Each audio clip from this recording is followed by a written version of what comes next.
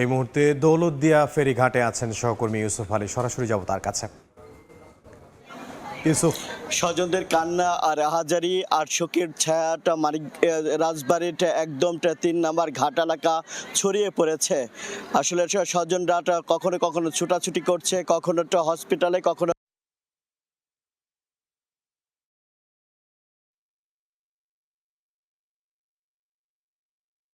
Camp has been attacked.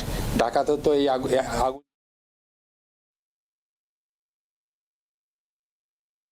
আমরা দেখছি যে সকাল থেকে এই পর্যন্ত আজকে গতকাল 23 জুনের মরদেহ উদ্ধার করা হয়েছে।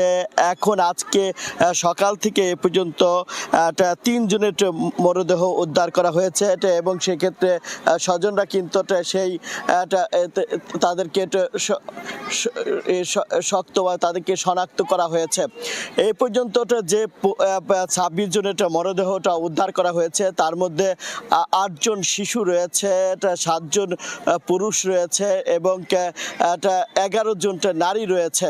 এদেরকে কিন্তু শনাক্ত করে স্বজনদের কাছে 24 জনের লাশ হস্তান্তর করা হয়েছে এবং এখানে নৌ পরিবহন মন্ত্রণালয়ের পক্ষ থেকে এখন পর্যন্ত 25,000 টাকা নিহতের জন্য এবং যারা আহত রয়েছেন তাদের জন্য 15,000 টাকা করে দেওয়া হচ্ছে। এছাড়াও কিন্তু এখানে আমরা দেখছি যে মানুষদের যে উৎসুক জনতা তা কিন্তু কাজ করছে। সব মিলিয়ে বলা চলে পাটুরিয়া দৌলতদিয়া নরটের এই যে পরিবহনের যে বিষয়টা, সৌহার্দ্য পরিবহন, সেটা কিন্তু